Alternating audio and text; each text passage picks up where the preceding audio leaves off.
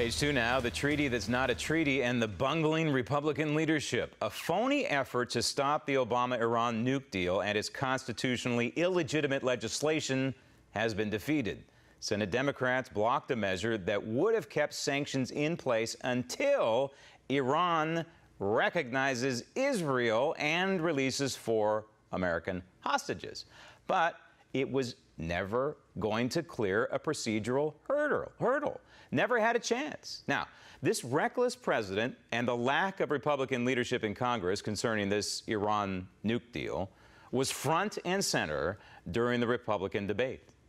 This deal on its face will send over $100 billion to the Ayatollah Khamenei, making the Obama administration the world's leading financier of radical Islamic terrorism. This deal abandons 4 American hostages in Iran, and this deal will only accelerate Iran's acquiring nuclear weapons. You better believe it. If I am elected president on the very first day in office, I will rip to shreds this catastrophic Iranian nuclear deal. Should we cut up the agreement immediately? That's absurd. Wouldn't you want to know if they've complied? Now, I'm going to vote against the agreement because I don't think there's significant leverage. But it doesn't mean that I would immediately not look at the agreement and cut it up without looking to see whether Iran is complying. To the Supreme Leader to tell him that unless and until he opens every military and every nuclear facility to real anytime, anywhere inspections by our people, not his, we, the United States of America, will make it as difficult as possible to move money around the global financial system. We can do that. We don't need anyone's cooperation to do it. And every ally and every adversary we have in this world will know that the United States of America is back in the leadership business. Okay, so most of the GOP candidates are apparently against the deal in one form or another. A majority in Congress is rejecting the agreement, and a majority of Americans reject this treaty. Yet Obama, once again, is ramming something down our throats that we don't want. So is it game over? And what about Israel? What now for the only democracy in the Middle East? Joining me now from Southern California, international affairs expert and editor of the Nussbaum report, Barry Nussbaum. Barry, okay, so the debate. We have Ted Cruz and a couple others who are saying, hey, this thing is over. Carly Fiorina, we're not going to enforce this thing if elected president. But on the other hand, you have, I think, Kasich, you have Rand Paul, among others, who are saying, wait a minute, let's give it a chance. Let's give peace a chance. Does that kind of scare you? Yeah, Graham, it scares me big time that someone that has gotten to the top few candidates that might actually be president of the United States are naive enough to make statements like Rand Paul said last night. It was astounding to hear him say, well, I think it's dumb to rip it up on the first day. Let's see if it's going to work first.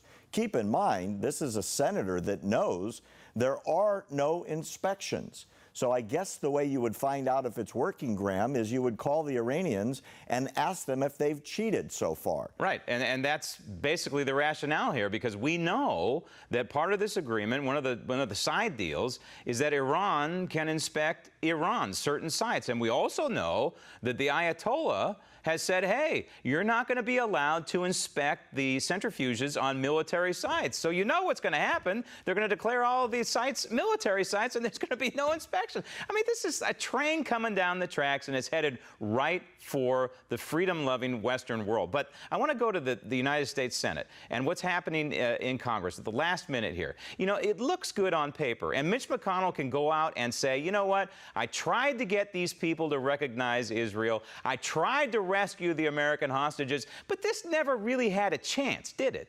No, and it's really surprising, Graham. We have our closest ally in the Middle East pushed off the deck by the president, and instead of the American Congress standing up like they should have weeks ago to throw this in at the last minute, oh, remember the hostages that are there? Oh, remember the fact that the Ayatollah screams every second or third day, I'm going to kill all the Jews. I hope they're in Israel, so it makes our job easier. And by the way, death to America. This gets thrown in at the last minute as if it's an afterthought when the Democrats are all lined up already to filibuster if necessary to block anything the Senate and the House do to get this to a vote. it seems almost like an afterthought, as if their hearts really aren't in their job on this one. Well, I think Mitch McConnell, yeah, there's something wrong here because there is a constitutional solution. There always has been. You treat this as a treaty, which what it is, but for some reason Mitch McConnell won't do that, and I have my theory on that, but I want to move on because what about Israel now? Well, what is Benjamin Netanyahu doing? Are they getting on a war footing? I mean, they almost have no choice here. And, you know, especially when we hear the Ayatollah coming out and ratcheting up the rhetoric. Well, Israel's got two big problems. They have 16 months more of this president who has agreed to the Iranian demand that the United States defend Iran against any intervention. It seems the longer that deal sets in stone, the less options the Israelis have at this point. And, by the way, the Sunni states who are now aligned with Israel have. What about the options here in the United States? Is it game over, or do you see a couple of options? No, actually, there are two very exciting possibilities, one coming out of either House of Congress and one coming out of the individual states. I'll break it down for you.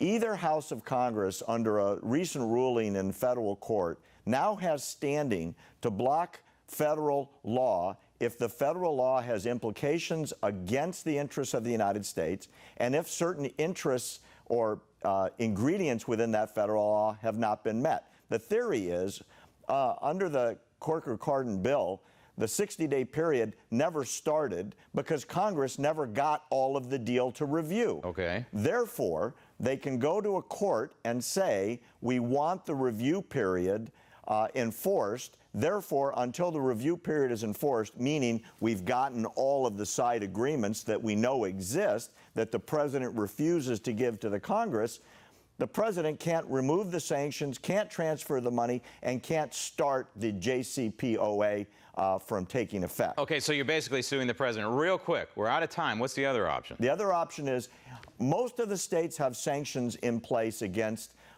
Iran right now. Federal law trumps state law on this. However, the states can sue under the same theory that the JCPOA has never taken effect because the review period has never started, and this is a really strong legal possibility.